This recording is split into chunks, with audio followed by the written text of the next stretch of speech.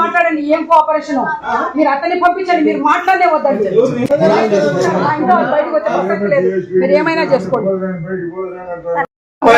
నేను చాలా ఓపికగా ఉన్నాం సార్. 2 సంవత్సరాల పాటు చాలా ఓపికగా ఉన్నాము.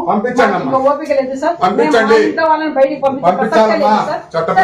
చట్టం లేదు సార్.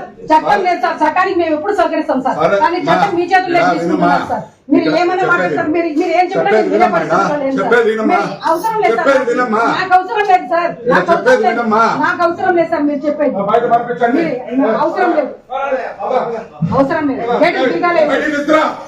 ఎందుకు సార్?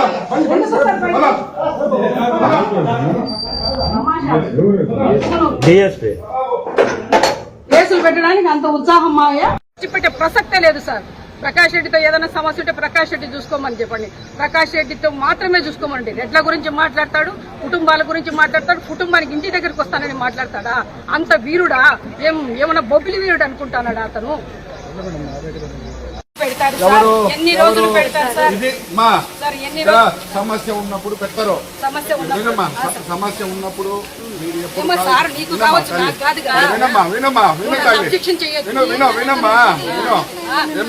మీకు ఎప్పుడు సేఫ్టీ సెక్యూరిటీ కావాలన్నా ఎస్పీ గారు దృష్టి తీసుకుపోతే ఖచ్చితంగా వస్తారు. లేదు తల్లి, అది ఉత్తమ మాట అమ్మా. అమ్మా మేము ఒక్క మాట చెప్తాను, వింటారా సార్?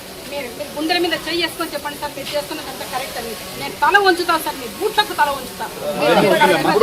దాని ఇన్వెస్టిగేషన్ ఆఫీసర్లు మేము కాము. మేము దాని గురించి మేము చెప్పలేము. అమ్మా అమ్మా మేము ఫ్యామిలీ మెంబర్ కదా, మేము ఉండాలని చెప్తాను.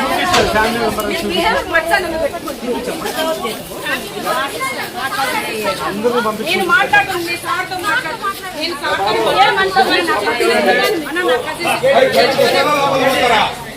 బయటకు వచ్చేసేటట్టుంటే వచ్చేసేయండి. బయటకు వచ్చేసేటట్టుంటే వచ్చేసేయండి. బయట కనిపిస్తే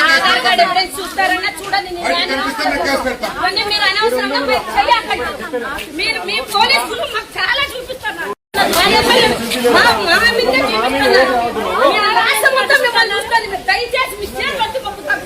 ఇప్పుడు కన్నా మీరు సహకరించండి. మాకు ఇప్పుడన్నా సహకరించండి. మీరు నొక్కి చెప్తాం, మీ కాళ్ళు పట్టుకుంటాం. మాకు సహకరించండి. మీ చెక్క మీరు వేసుకోవాలంటే మాకు సహకరించండి.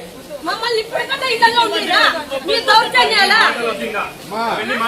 కాదమ్మా దౌర్జన్యము. మీరు